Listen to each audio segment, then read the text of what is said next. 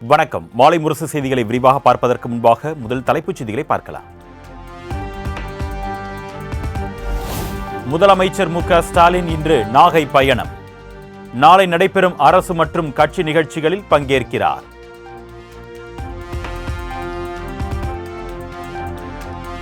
திருவாரூர் மார்க்கமாக முதலமைச்சர் மு.க.ஸ்டாலின் நாகை செல்ல உள்ளதன் எதிரொலி. இன்றும் நாளையும் திருவாரூர் மாவட்டத்தில் ட்ரோன்கள் பறக்க தடை.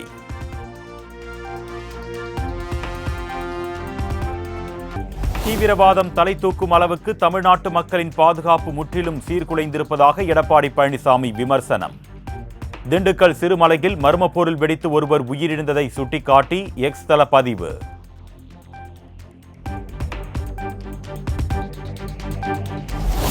நாடக வீடியோக்கள் மீதான நாட்டத்தை குறைத்து நாட்டு மக்களின் பாதுகாப்பில் கவனம் செலுத்த வேண்டும்.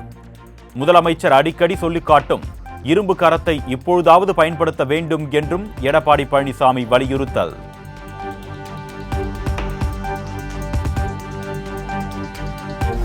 சீமான் இல்லத்தில் போலீசார் நடந்து கொண்ட முறை சரியல்ல, சீமானிடமே நேரில் சம்மனை வழங்கியிருக்கலாம்.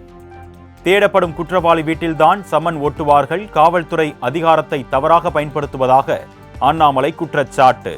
அவருக்கு எந்த எக்ஸம்ஷனும் கிடையாது, அவரு விசாரணைக்கு போகணும், எல்லாம் ஓகே. நடந்து கொண்ட விதம் எனக்கு ஏற்புடையதா இல்லைங்கண்ணா. சாமானிய மனிதனுக்கும் இது நடந்தால் என்ன ஆகுங்கிறத நான் பார்த்தேன்.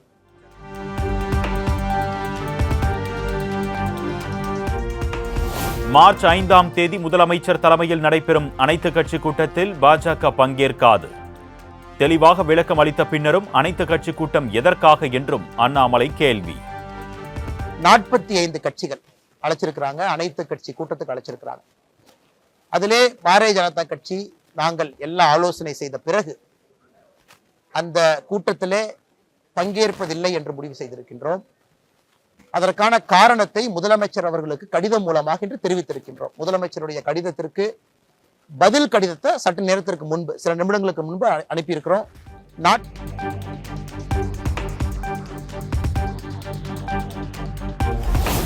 பாஜக திமுக குறித்த விஜயின் விமர்சனம் தொடர்பாக அன்புமணியிடம் கேள்வி எழுப்பிய செய்தியாளர்கள். சாரி ப்ரோ என்று அன்புமணி பதில்.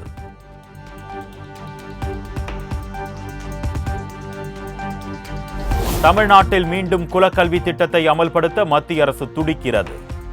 தமிழ் மொழி மற்றும் தமிழர் நலனுக்காக எதையும் இழக்க தயாராக இருப்பதாக அமைச்சர் ஏவா வேலு திட்டவட்டம்.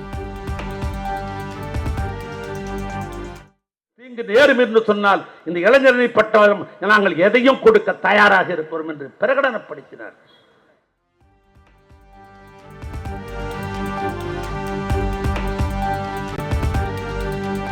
பதவிக்காக எது வேண்டுமானாலும் செய்யக்கூடிய பச்சோந்தி கும்பல் திமுக என்று முன்னாள் அமைச்சர் ஜெயக்குமார் தாக்கு. 10 மாதத்தில் திமுகவை ஆட்சியை விட்டும் கோட்டையை விட்டும் வெளியேற்றும் நாள் வரும் என்றும் பேச்சு.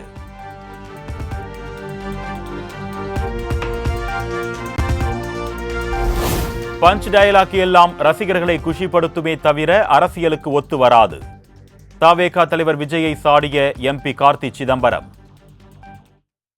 நீங்கள் ஆட்சிக்கு வந்தால் என்ன மாறுதலாக செய்வீர்கள் என்பதை தெளிவாக எடுத்து சொல்லி தான் மக்களை போய் சந்திக்க வேண்டுமே தவிர பஞ்சுதாயகளாக மட்டும் வச்சு ஒரு எடை போட முடியாது. அது வேணா மேடைக்கு இந்த ஒரு ரீல்ஸ் போடுறதுக்கு வேணா நல்லா இருக்கும்.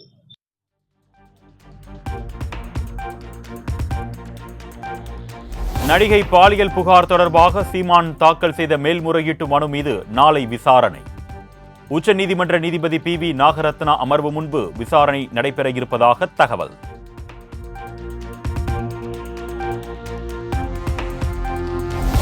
சீமான் வீட்டு பாதுகாவலர் மீது வழக்கு தொடுத்த நீலாங்கரை காவல் ஆய்வாளர் பிரவீன் ராஜேஷ் மீது நடவடிக்கை எடுக்க வலியுறுத்தல். முன்னாள் எல்லை பாதுகாப்பு படை வீரர்கள் நலச்சங்கம் சார்பில் மாநில மனித உரிமைகள் ஆணையத்தில் முறையீடு.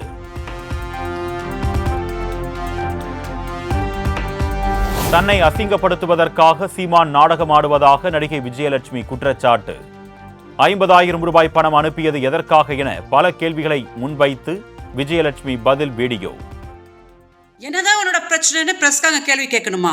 சீமான், 2023 எதுக்கு நீ 50,000 ரூபாய் போட்ட?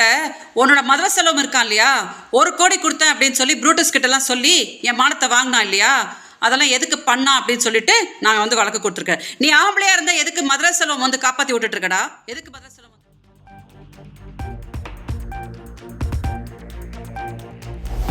நாம் தமிழர் கட்சியில் பெண்களை மதிப்பவர்கள் இருந்தால் உடனடியாக கட்சியில் இருந்து வெளியேற வேண்டும். சீமான் மீது முதலமைச்சர் சட்டப்படி நடவடிக்கை எடுக்க வேண்டும் என்றும் மார்க்சிஸ்ட் கம்யூனிஸ்ட் மாநில செயலாளர் பே. சண்முகம் வலியுறுத்தல்.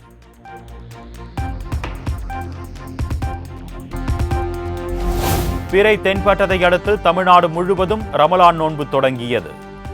அதிகாலையில் நடைபெற்ற சிறப்பு தொழுகையில் ஏராளமான இஸ்லாமியர்கள் வழிபாடு.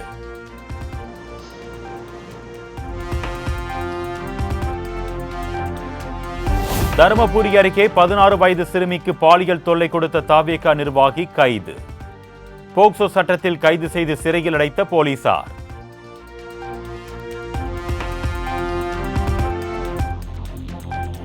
நாமக்கல் அருகே மிரள வைத்த அங்காள பரமேஸ்வரி அம்மன் கோவில் மயான கொள்ளை நிகழ்ச்சி.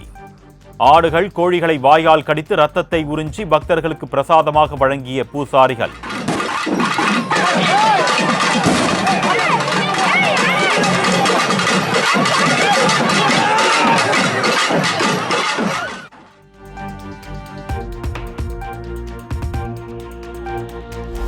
நாகை மாவட்டம் வேதாரண்யேஸ்வரர் கோவிலில் தேவார பதிகங்கள் பாடி திருக்கதவு திறப்பு.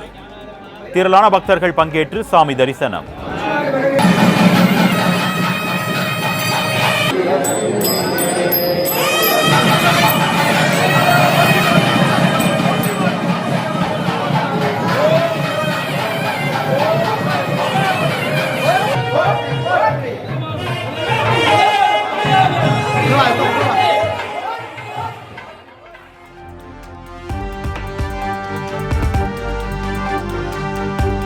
பிப்ரவரி மாத ஜிஎஸ்டி வசூல் 1,84,000 கோடி ரூபாயாக அதிகரிப்பு. கடந்த ஆண்டு பிப்ரவரி மாதத்தை காட்டிலும் 9.1% அதிகம் என்று மத்திய அரசு தகவல்.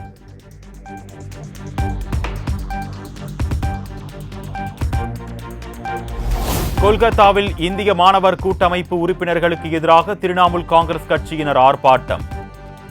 ஜாதவ்பூர் பல்கலைக்கழகத்தில் அமைச்சர் பிரத்யா பாசு மீது தாக்குதல் நடத்தப்பட்டதற்கு கண்டனம்.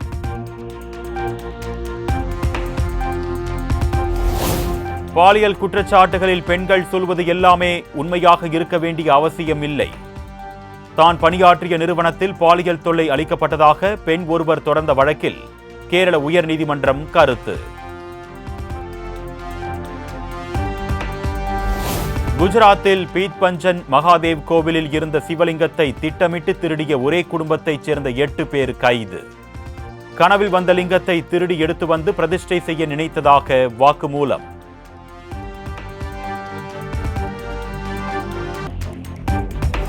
ஆசிய சிங்கங்களின் பாதுகாப்புக்காக 2,927 கோடி ரூபாய் ஒதுக்கீடு. மத்திய சுற்றுச்சூழல் அமைச்சகம் ஒப்புதல்.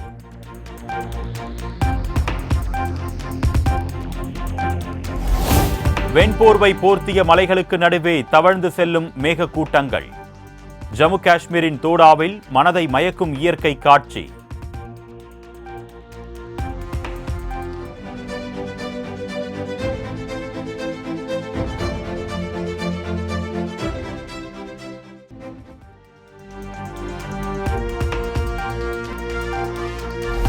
உடல்நலக்குறைவு காரணமாக மருத்துவமனையில் அனுமதிக்கப்பட்டுள்ள போப் பிரான்சிஸ் உடல்நிலையில் முன்னேற்றம்.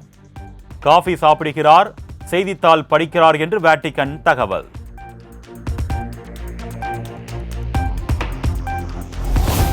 பதினான்காவது குழந்தைக்கு தந்தையானார் எலான் மஸ்க். குழந்தைக்கு ஷெல்டன் லிகர்கஸ் என்று பெயர் சூட்டியிருப்பதாக தாய் ஷிவோன் அறிவிப்பு.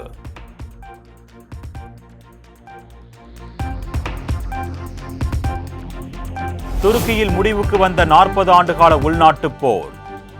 குர்திஸ்தான் தொழிலாளர் கட்சி அறிவிப்பு.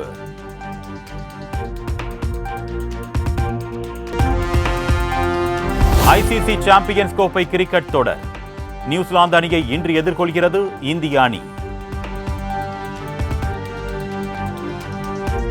மகளிர் பிரீமியர் லீக் கிரிக்கெட் போட்டியில் டெல்லி கேபிட்டல்ஸ் அணி அபார வெற்றி.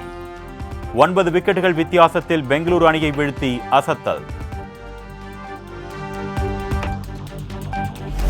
உலக செஸ் தரவரிசையில் 3வது இடத்திற்கு முன்னேறினார் உலக செஸ் சாம்பியன் குகேஷ். இந்திய கிராண்ட் மாஸ்டர் பிரக்யானந்தா 8வது இடத்திற்கு முன்னேறினார்.